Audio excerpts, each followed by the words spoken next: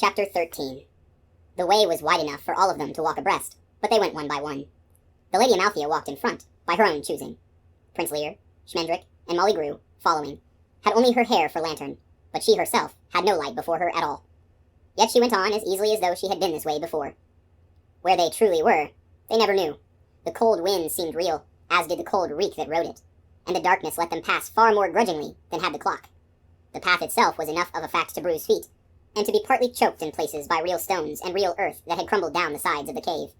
But its course was the impossible way of a dream, pitched and skewed, rounding on itself, now dropping almost sheer, now seeming to rise a little, now working out and slowly down, and now wandering back to take them, perhaps, once again below the great hall where old King Haggard must still be raging over a toppled clock and a shivered skull.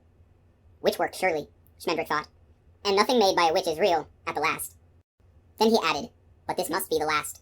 It will all be real enough if this is not the last. As they stumbled along, he hurriedly told Prince Lear the tale of their adventures, beginning with his own strange history and stranger doom, recounting the ruin of the midnight carnival and his flight with the unicorn, and continuing through their meeting with Molly Grew, the journey to Hag's Gate, and Drin's story of the double curse on the town and the tower. Here he halted, for beyond lay the night of the Red Bull, a night that ended, for good or ill, with magic, and with a naked girl who struggled in her body like a cow in quicksand. He hoped that the prince would be more interested in learning of his heroic birth than in the origins of the Lady Amalthea. Prince Lear marveled suspiciously, which is an awkward thing to manage. I have known for a very long time that the king is not my father, he said, but I tried hard to be his son all the same. I'm the enemy of any who plot against him, and it would take more than a crone's gibbering to make me work his downfall. As for the other, I think there are no unicorns anymore, and I know that King Haggard has never seen one. How could any man who had looked upon a unicorn even once, let alone thousands with every tide, possibly be as sad as King Haggard is? Why, if I had only seen her once, and never again. Now he himself paused in some confusion, for he also felt that the talk was going on to some sorrow from which it could never be called back. Molly's neck and shoulders were listening intently, but if the Lady Amalthea could hear what the two men were saying, she gave no sign. Yet the king has a joy hidden somewhere about his life, Schmendrick pointed out. Have you never seen a trace of it, truly? Never seen its track in his eyes? I have. Think for a moment, Prince Lear. The prince was silent, and they wound further into the foul dark.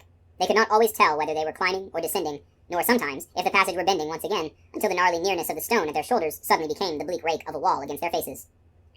There was not the smallest sound of the Red Bull, or any glimmer of the wicked light, but when Schmendrick touched his damp face, the smell of the bull came off on his fingers.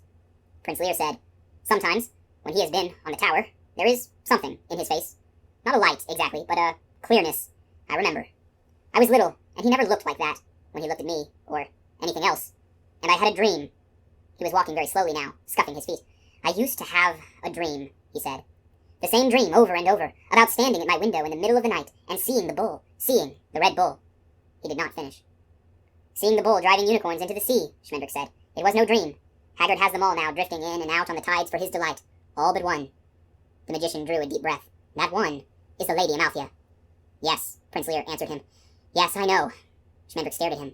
What do you mean you know? He demanded angrily. How could you possibly know that the Lady Amalthea is a unicorn? She can't have told you, because she doesn't remember it herself. Since you took her fancy, she has thought only of being a mortal woman. He knew quite well that the truth was the other way around, but it made no difference to him just then. How do you know? He asked again. Prince Lear stopped walking and turned to face him. It was too dark for Schmendrick to see anything but the cool, milky shining where his wide eyes were. Well, I did not know what she was until now, he said. But I knew the first time I saw her that she was something more than I could see. Unicorn, mermaid, lamia, sorceress, gorgon, no name you give her would surprise me or frighten me. I love whom I love. That's a very nice sentiment, Schmendrick said. But when I change her back into her true self, so that she may do battle with the Red Bull and free her people, I love whom I love, Prince Lear repeated firmly. You have no power over anything that matters. Before the magician could reply, the Lady Amalthea was standing between them, though neither man had seen or heard her as she came back along the passageway. In the darkness she gleamed and trembled like running water. She said, I will go no farther. It was to the prince that she spoke, but it was Schmendrick who said, There is no choice. We can only go on. Molly Grew came nearer, one anxious eye and the pale start of a cheekbone. The magician said again, We can only go on. The Lady Amalthea would not look straight at him. He must not change me, she said to Prince Lear. Do not let him work his magic on me. The bull has no care for human beings. We may walk out past him and get away.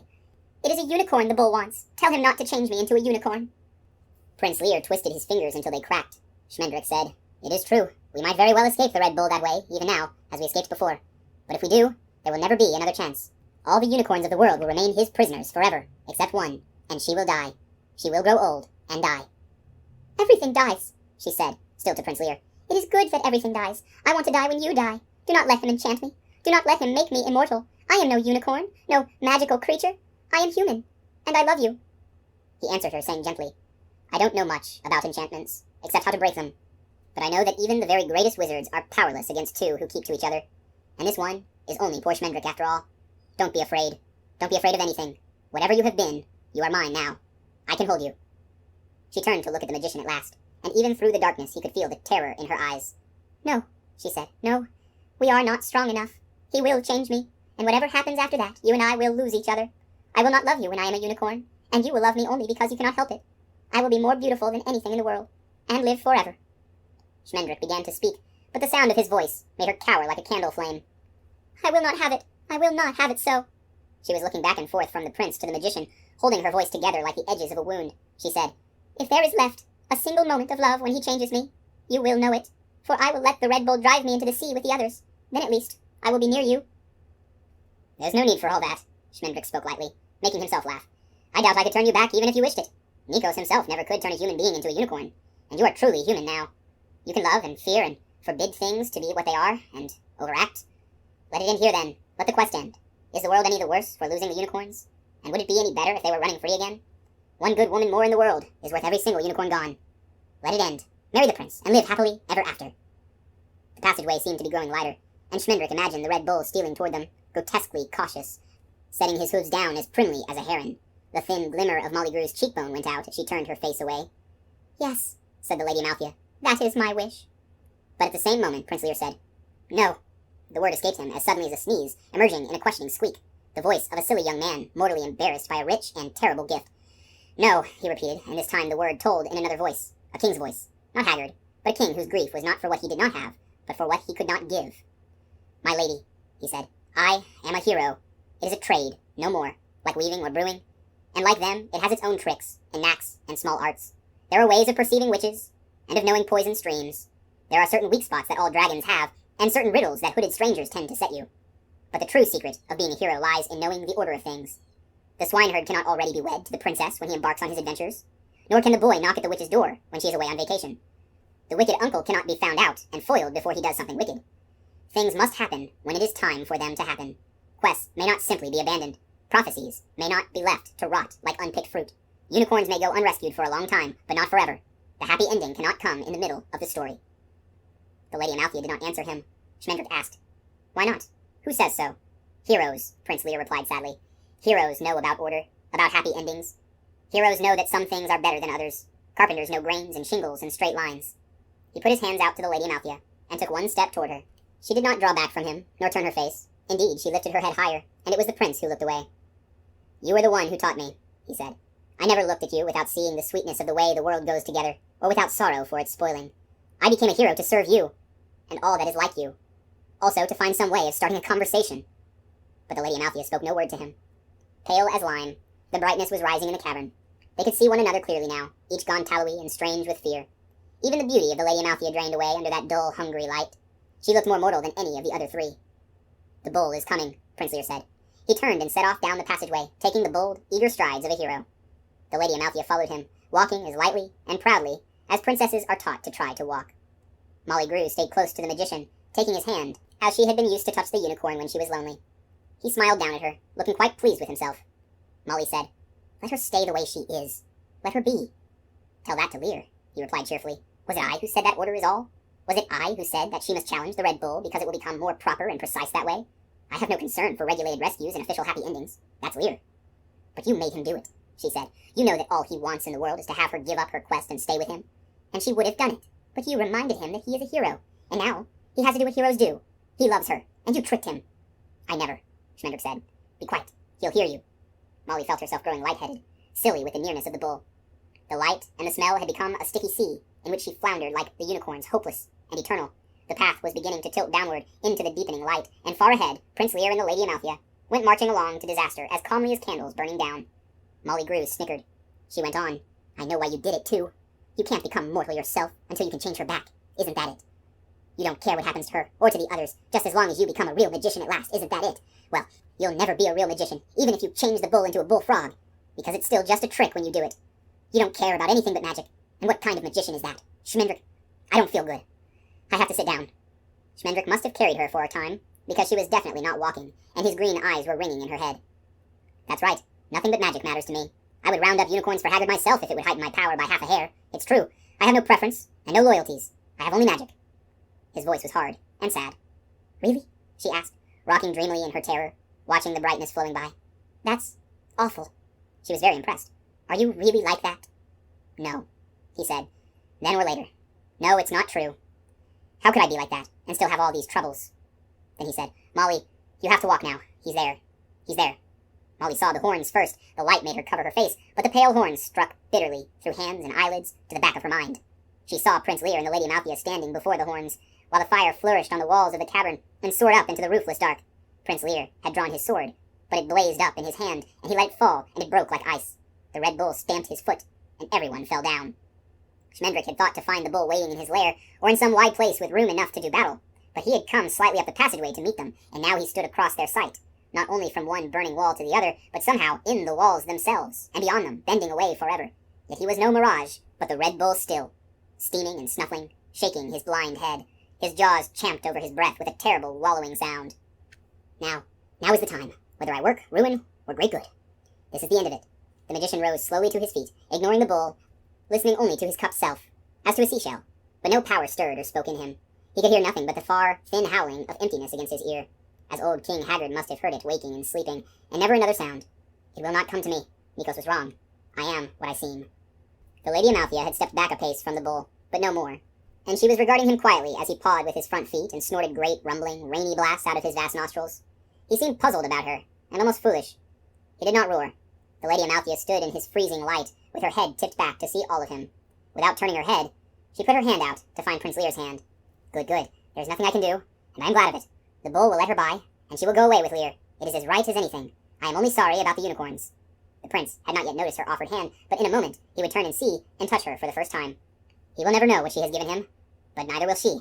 The Red Bull lowered his head and charged. He came without warning, with no sound but the rip of his hooves, and if he had chosen, he could have crushed all four of them in that one silent onslaught. But he let them scatter before him and flattened themselves into the wrinkled walls, and he went by without harming them, though he might easily have horned them out of their shallow shelters like so many periwinkles. Supple as fire, he turned where there was no room to turn, and met them again, his muzzle almost touching the ground, his neck swelling like a wave. It was then that he roared. They fled, and he followed, not as swiftly as he had charged, but quickly enough to keep each one alone, friendless in the wild dark. The ground tore under their feet, and they cried out, but they could not even hear themselves. Every bellow of the Red Bull brought great slides of stones and earth shuddering down on them, and still they scrambled along like broken insects, and still he came after them. Through his mad blaring they heard another sound, the deep whine of the castle itself as it strained at its roots, drumming like a flag in the wind of his wrath. And very faintly there drifted up the passageway the smell of the sea. He knows. I fooled him once that way, but not again. Woman or unicorn, he will hunt her into the sea this time, as he was bidden, and no magic of mine will turn him from that. Haggard has won. So the magician thought, as he ran, all hope gone for the first time in his long, strange life. The way widened suddenly, and they emerged into a kind of grotto that could only have been the bull's den. The stench of his sleeping hung so thick and old here that it had a loathly sweetness about it, and the cave brooded golden red, as though his light had rubbed off on the walls and crusted in the cracks and crevices. Beyond lay the tunnel again, and the dim gleam of breaking water. The Lady Amalthea fell as irrevocably as a flower breaks. Schmendrick leaped to one side, wheeling to drag Molly with him. They brought up hard against the split slab of rock, and there they crouched together as the Red Bull raged by without turning. But he came to a halt between one stride and the next, and the sudden stillness, broken only by the bull's breathing and the distant grinding of the sea, would have been absurd but for the cause of it. She lay on her side, with one leg bent beneath her. She moved slowly, but she made no sound. Prince Lear stood between her body and the bull, weaponless, but with his hands up, as though they still held a sword and a shield. Once more in that endless night the prince said, "No!" He looked very foolish, and he was about to be trampled flat. The Red Bull could not see him, and would kill him without ever knowing that he had been in the way. Wonder and love and great sorrow shook Schmendrick the magician then, and came together inside him, and filled him until he felt himself brimming and flowing with something that was none of these. He did not believe it, but it came to him anyway, as it had touched him twice before and left him more barren than he had been. This time there was too much of it for him to hold. It spilled through his skin, sprang from his fingers and toes, welled up equally in his eyes and his hair and the hollows of his shoulders. There was too much to hold, too much ever to use, and still he found himself weeping with the pain of his impossible greed. He thought, or said, or sang, "I did not know that I was so empty to be so full." The Lady Amalthea lay where she had fallen, though now she was trying to rise, and Prince Lear still guarding her, raising his naked hands against the enormous shape that loomed over him. The tip of the prince's tongue stuck out of one corner of his mouth, making him look as serious as a child taking something apart. Long years later, when Schmendrick's name had become a greater name than Nikos, and worse than Afrit surrendered at the sound of it, He was never able to work the smallest magic without seeing Prince Lear before him, his eyes squinted up because of the brightness and his tongue sticking out. The red bull stamped again, and Prince Lear fell on his face and got up bleeding. The bull's rumble began, and the blind, bloated head started down, lowering like one half of the scales of doom. Lear's valiant heart hung between the pale horns, as good as dripping from their tips, himself as good as smashed and scattered, and his mouth buckled a little, but he never moved. The sound of the bull grew louder as the horns went down. Then Schmendrick stepped into the open and said a few words. They were short words, undistinguished either by melody or harshness, and Schmendrick himself could not hear them for the red bull's dreadful bawling. But he knew what they meant, and he knew exactly how to say them, and he knew that he could say them again when he wanted to, in the same way or in a different way. Now he spoke them gently and with joy, and as he did so he felt his immortality fall from him like armor, or like a shroud. At the first word of the spell, the Lady Amalthea gave a thin, bitter cry. She reached out again to Prince Lear, but he had his back to her, protecting her, and he did not hear. Molly grew, heartsick, caught at Schmendrick's arm, but the magician spoke on, yet even when the wonder blossomed where she had been, sea white, as boundlessly beautiful as the bull was mighty, still the Lady Amalthea clung to herself for a moment more. She was no longer there, and yet her face hovered like a breath in the cold, reeky light. It would have been better if Prince Lear had not turned until she was gone, but he turned. He saw the unicorn, and she shone in him as in a glass, but it was to the other that he called, to the castaway, to the Lady Amalthea. His voice was the end of her. She vanished when he cried her name, as though he had crowed for day. Things happened both swiftly and slowly as they do in dreams, where it is really the same thing. The unicorn stood very still, looking at them, all out of lost, elsewhere eyes. She seemed even more beautiful than Schmendrick remembered, for no one can keep a unicorn in his head for long, and yet she was not as she had been, no more than he was. Molly Grew started toward her, speaking softly and foolishly, but the unicorn gave no sign that she knew her. The marvelous horn remained dull as rain. With a roar that set the walls of his lair belling out and cracking like a circus canvas, the red bull charged for the second time. The unicorn fled across the cave and into the darkness. Prince Lear, in turning, had stepped a little to one side, and before he could wheel back again, the bull's plunging pursuit smashed him down, stunned, with his mouth open. Molly would have gone to him, but Schmendrick took hold of her and dragged her along after the bull and the unicorn. Neither beast was in sight, but the tunnel still thundered from their desperate passage. Dazed and bewildered, Molly stumbled beside the fierce stranger, who would neither let her fall nor slacken her pace. Over her head, and all around, she could feel the castle groaning, creaking in the rock like a loosening tooth. The witch's rhyme jangled in her memory, over and over. Yet none but one of Hagsgate town may bring the castle swirling down. Suddenly, it was sand slowing their feet, and the smell of the sea, cold as the other smell, but so good, so friendly, that they both stopped running and laughed aloud. Above them, on the cliff, King Haggard's castle splayed up toward a gray-green morning sky splashed with thin, milky clouds. Molly was sure that the king himself must be watching from one of the tremulous towers, but she could not see him. A few stars still fluttered in the heavy blue sky over the water. The tide was out, and the bald beach had the gray, wet gleam of a stripped shellfish.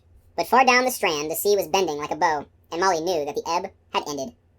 The unicorn and the red bull stood facing each other at the arch of the bow, and the unicorn's back was to the sea. The bull moved in slowly, not charging, but pressing her, almost gently toward the water, never touching her. She did not resist him. Her horn was dark, and her head was down, and the bull was as much her master as he had been on the plain of Hagsgate, before she became the Lady Amalthea.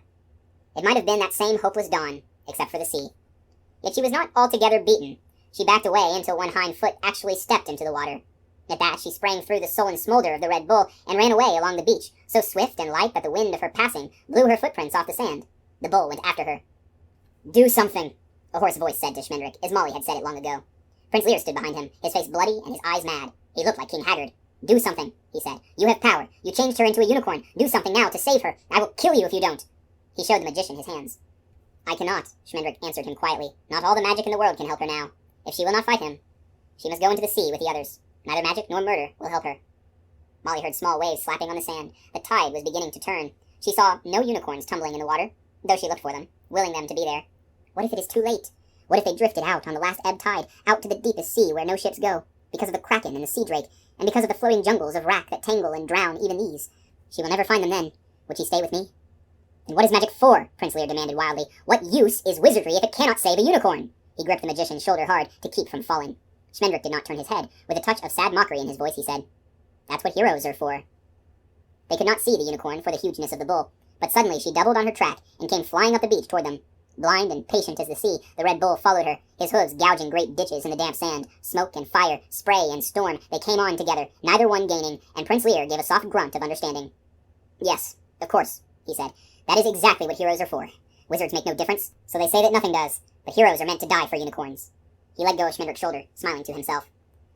"There's a basic fallacy in your reasoning," Schmendrick began indignantly, but the prince never heard what it was. The unicorn flashed by them, her breath streaming blue-white, and her head carried too high. And Prince Lear leaped into the path of the Red Bull. For a moment, he disappeared entirely, like a feather in a flame. The bull ran over him and left him lying on the ground, one side of his face cuddled too hard into the sand, and one leg kicked the air 3 times before it stopped. He fell without a cry, and Schmendrick and Molly alike were stricken as silent as he. But the unicorn turned. The Red Bull halted when she did, and wheeled to put her once more between himself and the sea. He began his mincing, dancing advance again, but he might have been courting a bird for all the attention the unicorn paid him. She stood, motionless, staring at the twisted body of Prince Lear. The tide was grumbling in hard now, and the beach was already a slice narrower. Whitecaps and skippers' daughters spilled up into the sprawling dawn, but Molly Grew still saw no other unicorn but her own. Over the castle, the sky was scarlet, and on the highest tower King Haggard stood up, as clear and black as a winter tree. Molly could see the straight scar of his mouth, and his nails darkening as he gripped the parapet. But the castle cannot fall now. Only Lear could have made it fall. Suddenly the unicorn screamed. It was not at all like the challenging bell with which she had first met the bull. It was an ugly, squawking wail of sorrow and loss and rage such as no immortal creature had ever gave. The castle quaked, and King Haggard shrank back with one arm across his face. The Red Bull hesitated, shuffling in the sand, lowing doubtfully. The unicorn cried out again, and reared up like a scimitar. The sweet sweep of her body made Molly close her eyes, but she opened them again in time to see the unicorn leap at the Red Bull, and the bull swerve out of her way. The unicorn's horn was light again, burning and shivering like a butterfly. Again she charged, and again the bull gave ground, heavy with perplexity but still quick as a fish.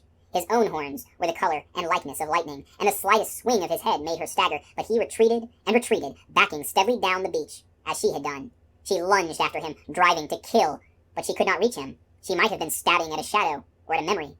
So the Red Bull fell back without giving battle, until she had stalked him to the water's edge. There he made his stand, with the surf swirling about his hooves, and the sand rushing away under them. He would neither fight nor fly, and she knew now that she could never destroy him. Still, she set herself for another charge, while he muttered wonderingly in his throat. For Molly Grew, the world hung motionless in that glass moment, as though she were standing on a higher tower than King Haggard's. She looked down on a pale pawing of land where a toy man and woman stared with their knitted eyes at a clay bull and a tiny ivory unicorn. Abandoned playthings. There was another doll, too, half buried, and a sandcastle with a stick king propped up in one tilted turret. The tide would take it all in a moment, and nothing would be left but the flaccid birds of the beach, hopping in circles. Then Schmendrick shook her back to his side, saying, "Molly." Far out to sea, the combers were coming in, the long, heavy rollers curling over white across their green hearts, tearing themselves to smoke on the sandbars and the slimy rocks, rasping up the beach with a sound like fire. The birds flew up in yelling clumps, their strident outrage lost in the cry of the waves like pins. And in the whiteness of the whiteness, flowering in the tattered water, their bodies arching with the streaked marble hollows of the waves, their manes and tails, and the fragile beards of the males burning in the sunlight, their eyes as dark and jeweled as the deep sea, and the shining of the horns, the seashell shining of the horns. The horns came riding in like the rainbow masts of silver ships, but they would not come to land while the bull was there. They rolled in the shallows, swirling together as madly as frightened fish when the nets are being hauled up, no longer with the sea, but losing it. Hundreds were borne in with each swell and hurled against the ones already struggling to keep from being shoved ashore, and they in their turn struck out desperately, rearing and stumbling, stretching their long, cloudy necks far back. The unicorn lowered her head one last time and hurled herself at the Red Bull.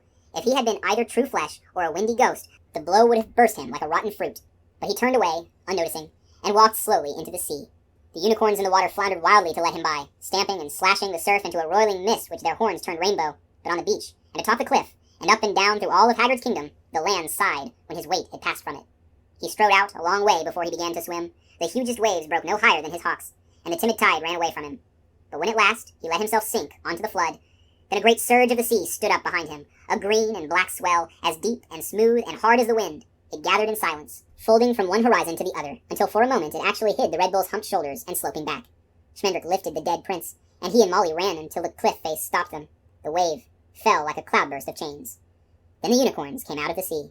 Molly never saw them clearly. They were a light leaping toward her, and a cry that dazzled her eyes. She was wise enough to know that no mortal was ever meant to see all the unicorns in the world, and she tried to find her own unicorn and look only at her. But there were too many of them, and they were too beautiful. Blind as the bull, she moved to meet them, holding out her arms. The unicorns would surely have run her down, as the Red Bull had trampled Prince Lear, for they were mad with freedom. But Schmendrick spoke, and they streamed to the right and left of Molly and Lear and himself, some even springing over them, as the sea shatters on a rock, and then comes whirling together again. All around Molly there flowed and flowed a light as impossible as snow set afire, while thousands of cloven hooves sang like cymbals. She stood very still, neither weeping nor laughing, for her joy was too great for her body to understand. "Look up," Schmendrick said. "The castle is falling." She turned and saw that the towers were melting as the unicorns sprang up the cliff and flowed around them. exactly as though they had been made out of sand and the sea were sliding in. The castle came down in great, cold chunks that turned thin and waxen as they swirled in the air until they disappeared. It crumbled and vanished without a sound, and it left no ruins, either on land or in the memories of the two who watched it fall. A minute later, they could not remember where it had stood or how it had looked. But King Haggard, who was quite real, fell down through the wreckage of his disenchanted castle like a knife dropped through clouds. Molly heard him laugh once, as though he had expected it. Very little ever surprised King Haggard.